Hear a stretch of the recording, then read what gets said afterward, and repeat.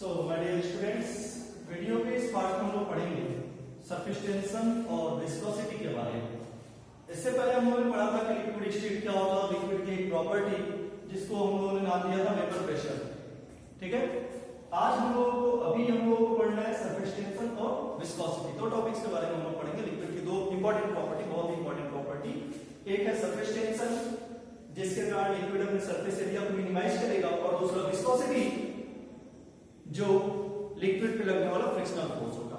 ठीक है, तो चलिए शुरू करते हैं surface tension. Surface tension Hindi में इसको कहते हैं पृष्ठ तनाव।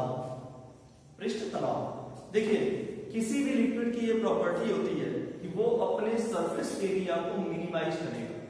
सरफेस एरिया को क्या करेगा? छोटा करेगा, घटाएगा, यानी सरफेस पे मॉलिक्यूल्स की संख्या को कम करेगा।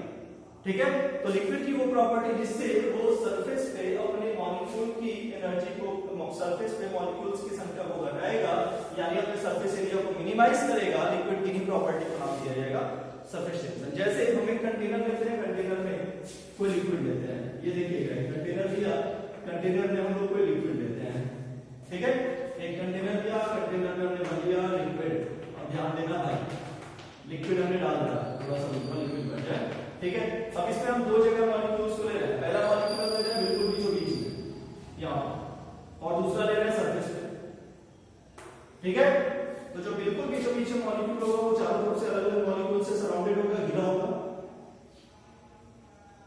मॉलिक्यूल से क्या होगा? सराउंडेड होगा, यानी कि अलग अलग मॉलिक्यूल से क्या होगा? घिरा होगा। बोलो हाँ या ना बोलो, घिरा होगा ना, चारों तरफ से मॉलिक्यूल से क्या होगा? सराउंडेड होगा। अब जरा सा ध्यान दीजिएगा, अब ये जो मॉलिक्यूल चारों तरफ से मॉलिक्यूल से सराउंडेड है, उस पे जो फोर्स लग रहा है, एक फोर्स लेफ्ट साइड में, एक फोर्स राइट साइड में। क्योंकि मॉलिक्यूल सेम है तो लेफ्ट साइड से लगने वाला फोर्स राइट साइड से लगने वाले फोर्स के बराबर होगा, तो मॉलिक्यूल पे जो नेट फोर्स होगा लेफ्ट और राइट का वो क्या हो गया? जीरो। कितना हो गया? जीरो। चलो एक फोर्स ऊपर से काम करेगा, ऊपर वाला मॉलिक्यूल उसको ऊपर खींचेगा, और उतने ही फोर्स से नीचे वाला मॉलिक्यूल उसको नीचे खींचेगा। ठीक है, तो मॉलिक्यूल में जितना फोर्स ऊपर लग रहा है उतना फोर्स नीचे लग रहा है, जितना फोर्स दाएं लग रहा है उतना फोर्स बाएं लग रहा है, जितना ऊपर है तो नीचे है, दाएं बाएं सब बराबर है, तो मॉलिक्यूल जाएगा किधर? वहीं के वहीं बना रहेगा। और अगर उस पे नेट फोर्स की बात किया जाए तो नेट फोर्स क्या हो जाएगा? बिल्कुल जीरो। नेट फोर्स इस बीच वाले मॉलिक्यूल पे क्या हो जाएगा? जीरो। लेकिन जो मॉलिक्यूल सरफेस पे है उसके नीचे मॉलिक्यूल्स होंगे ढेर सारे, तो सरफेस का मॉलिक्यूल नीचे वाले मॉलिक्यूल्स के द्वारा लगातार खींचा जाएगा। लगातार क्या किया जाएगा? खींचा जाएगा। इस कारण बिल्कुल रबर बैंड वाली स्थिति हो जाएगी इसकी। जो भी ऊपर मॉलिक्यूल लगा वो लगातार नीचे खींचा जाएगा सरफेस पे, जो कुछ भी ऊपर से तो बराबर करने के लिए कुछ है ही नहीं है, तो लेफ्ट और राइट वाला तो कैंसिल हो गया। लेकिन ऊपर वाला कोई फोर्स काम नहीं कर रहा, नीचे फोर्स काम कर रहा है, तो बिल्कुल ऐसे हो जाएगा कि ये सरफेस और नीचे से लगातार खींचा जा रहा है, कैसे हो जाएगा? बेंड हो जाएगा इस स्थिति में। ऐसे कैसा हो जाता है? ऐसे हो जाता है, किनारों पे उठ जाएगा, किनारों पे उठ जाएगा, और बीच में क्या हो जाएगा? नीचे दब जाएगा। ठीक है ना, इस टाइप का ऐसे किनारों पे उठ जाएगा और नीचे क्या, बीच में क्या हो जाएगा? दब जाएगा। ठीक है, तो ये जो फोर्स है जिसके कारण लिक्विड अपने सरफेस एरिया को मिनिमाइज कर रहा है, छोटा कर रहा है, स्फेरिकल कर रहा है, इसी फोर्स को हम कहेंगे सरफेस टेंशन। इसी फोर्स के कारण जब कोई ड्रॉप नीचे गिरता है तो वो स्फेरिकल शेप एक्वायर करता है। Free falling drop, free falling drop acquire spherical shape. Spherical shape जो नीचे गिरता हुआ ड्रॉप होगा वो कैसा हो जाएगा? स्फेरिकल हो जाएगा। ठीक है ना, तो सरफेस टेंशन क्या हुआ? लिक्विड की वो प्रॉपर्टी जिसके कारण लिक्विड अपने सरफेस एरिया को मिनिमाइज करता है, अपने सरफेस एरिया को छोटा करता है, उस प्रॉपर्टी को हम नाम देंगे सरफेस टेंशन। ठीक है, the property by which the liquid minimises surface area is called surface tension. Alright, देखिए सरफेस टेंशन में लिक्विड के जो सरफेस वाले मॉलिक्यूल वो नीचे खींच जाएंगे, यानी हो सकता है, यानी कि ऐसा होगा कि जो सरफेस पे मॉलिक्यूल्स की संख्या वो लगातार क्या हो जाएगी? घट जाएगी। अगर कोई लिक्विड अपने सरफेस एरिया को बढ़ाना चाहता है, सरफेस एरिया को बढ़ाना चाहता है, ठीक है, तो उसको कुछ एनर्जी चाहिए होगी, और वो एनर्जी कहलाएगी सरफेस एनर्जी। वो एनर्जी कहलाएगी सरफेस एनर्जी। ठीक है ना, यानी कि वो एनर्जी जिससे लिक्विड अपने सरफेस एरिया को बढ़ाता है उस एनर्जी को हम क्या कह देंगे, surface energy. The energy by which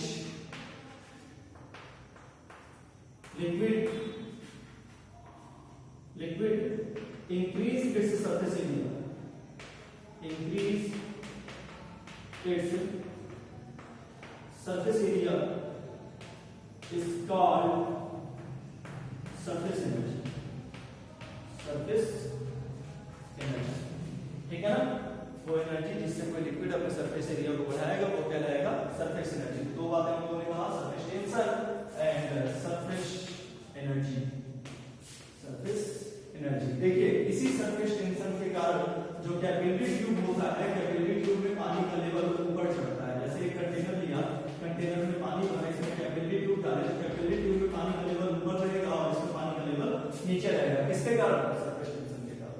ठीक है ना, इसी सरफेस टेंशन के कारण जब हम ग्लास में पानी लेते हैं, ग्लास में पानी लेते हैं तो पानी का शेप ऐसा होता है, इसका शेप बनता है।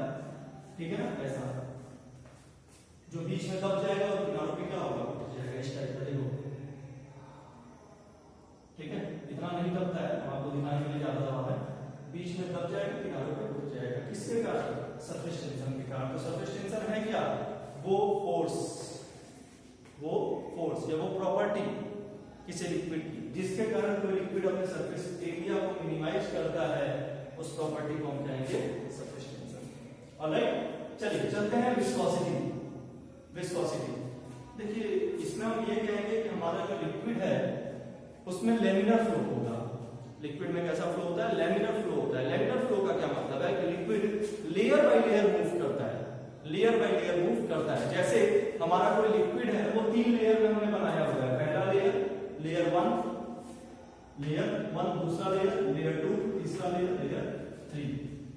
लेयर 1, लेयर 2 और लेयर 3।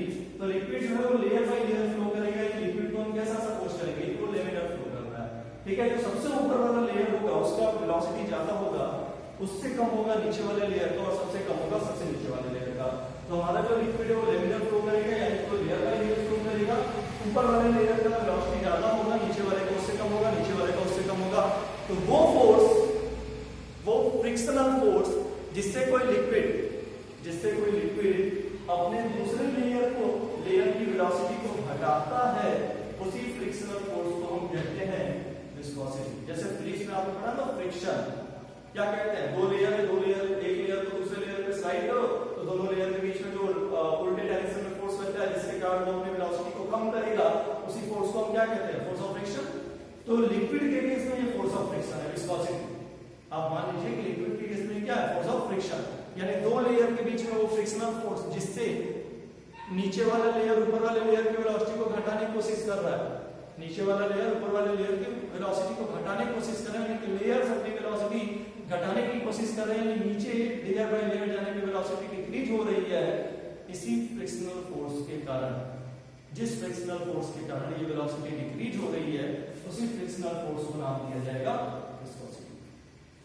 उसी फ्रिक्शनल फोर्स को नाम दे दिया जाएगा विस्कोसिटी। तो वो फ्रिक्शनल फोर्स जिससे लिक्विड अपनी वेलोसिटी को घटाता है, लेयर बाय लेयर वेलोसिटी को घटाता है, उसी फ्रिक्शनल फोर्स को नाम दिया जाएगा विस्कोसिटी। चलिए, तो हमने एक लेयर माना है L1 जिसकी वेलोसिटी है u + d, दूसरा उसके नीचे वाला लेयर है, वेलोसिटी थोड़ा घटा हो गया u, उसके नीचे एक और लेयर है, लेयर 3 जिसकी वेलोसिटी है u - du। तो 3 लेयर, पहला लेयर u + du सबसे ज्यादा वेलोसिटी, उसके बाद u उससे कम वेलोसिटी, और सबसे लास्ट में u - du सबसे कम वेलोसिटी। ठीक है ना, आपको साफ दिख रहा है कि ऊपर वाले लेयर की वेलोसिटी हमने ज्यादा रखी है, बीच वाले की उससे कम रखी है और नीचे वाले की सबसे कम रखी है।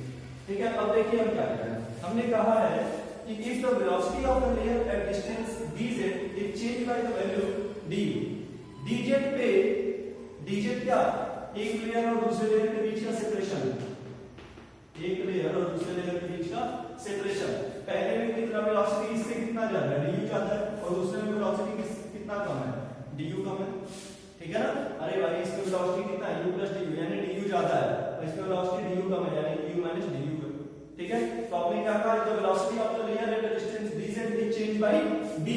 ये बात समझ में आ गई। ठीक है ना, कि पहले लेयर, दूसरे लेयर और तीसरे लेयर में कितने का चेंज है, तो du का चेंज है। पहला लेयर का वेलोसिटी u प्लस du, दूसरे वाले का u और तीसरे वाले का u माइनस du, ठीक है। तो पहले की वेलोसिटी है ज्यादा u प्लस du, दूसरे की u और तीसरे की u माइनस du, यानी वेलोसिटी में चेंज कितने का है, du का है। तो आपने लिखा है the velocity of the layer at distance dz is change by the value du। दो लेयर के बीच में डिस्टेंस dz है, जिसमें वेलोसिटी का चेंज कितना है, du है। तो वेलोसिटी ग्रेडियंट क्या होगा, changing velocity upon separation dz। तो वेलोसिटी ग्रेडियंट क्या हो जाएगा, du अपॉन dz, कितना वेलोसिटी का चेंज हुआ है और उनके बीच में सेपरेशन कितना है, तो du अपॉन dz। अब चलो भाई मान लिया कि ये जो लेयर है सभी लेयर का सरफेस एरिया बराबर है और वो सरफेस एरिया है a, सरफेस एरिया है a। मतलब ये जो पहला लेयर है, प्लेट हमने बना के दिखाया हुआ है, पहला लेयर है इसका सरफेस एरिया है, दूसरे का है, तीसरे का है, ठीक है। तो जो फोर्स ऑफ फ्रिक्शन है वो किसके प्रोपोर्शनल होता है, सरफेस एरिया के। तो F proportional to A, F proportional to A, उस एरिया के प्रोपोर्शनल होगा, F प्रोपोर्शनल टू A। और दूसरा क्या होगा, F proportional to du upon dz, यानी एरिया के प्रोपोर्शनल होगा और वेलोसिटी ग्रेडियंट के प्रोपोर्शनल होगा। F proportional to A and F proportional to du upon dz, right. F proportional to A and F proportional to du upon dz, इन दोनों को मिलाइए, क्या मिला, F proportional to A du upon dz। Proportional लगा करके proportionality constant लगाया जाए, proportional को equality में कन्वर्ट किया जाए, तो F is equal to eta A du upon dz, F is equal to eta A du upon dz। ये जो eta आपको दिख रहा है, eta, ये जो eta आपको दिख रहा है, यही eta अपना कहलाएगा प्रोपोर्शनलिटी कांस्टेंट या coefficient of viscosity, proportionality constant या कोएफिशिएंट ऑफ विस्कोसिटी। चलिए विस्कोसिटी को एक बार और देखिए। नदी का पानी जब बहता है तो ऊपर वाला जो लेयर होगा, यानी नदी के ऊपर में स्पीड पानी का बहुत ज्यादा होगा, नीचे जैसे जैसे हम जाते रहेंगे पानी का स्पीड क्या होते जाएगा, कम होते जाएगा। तो नदी में लेवल फ्लो है मान लिया, तो ऊपर वाले लेयर का स्पीड ज्यादा होगा, उससे कम नीचे वाला, उससे कम नीचे वाला, उससे कम नीचे वाला, उससे कम और नीचे वाला। और जितने का चेंज हो रहा है, जो चेंज हो रहा है किसके कारण हो रहा है, फ्रिक्शनल फोर्स के कारण चेंज हो रहा है। लिक्विड मोस्ट फ्रिक्शनल फोर्स को नाम दिया जाएगा विस्कोसिटी, ठीक है ना। तो वो फ्रिक्शनल फोर्स जिसके कारण लिक्विड लेयर बाय लेयर अपनी स्पीड को घटाते जाएगा, उस फ्रिक्शनल फोर्स को या लेयर बाय लेयर अपनी स्पीड को चेंज करते जाएगा, उसको हम कहेंगे विस्कोसिटी। उस फ्रिक्शनल फोर्स को नाम दिया जाएगा विस्कोसिटी। मान लिया कि दो लेयर्स के बीच में सेपरेशन dz है, दो लेयर्स के बीच में सेपरेशन dz है, उनके बीच में वेलोसिटी का चेंज है du। तो आपने कहा कि उनका वेलोसिटी ग्रेडियंट क्या हो जाएगा, du अपॉन dz। तो F proportional to area, force proportional to area of plate, F proportional to du upon dz, F proportional to du upon dz, दोनों को मिलाया तो F proportional to A du upon dz, या F is equal to eta A du upon dz। eta is the proportionality constant और coefficient of viscosity. तो ये था surface tension और विस्कोसिटी, ठीक है। उम्मीद है समझ में आया होगा। एक बार और ध्यान से आप लोग इसको पूरा पढ़िएगा, सरफेस टेंशन और विस्कोसिटी, ये बहुत ही इंपॉर्टेंट है।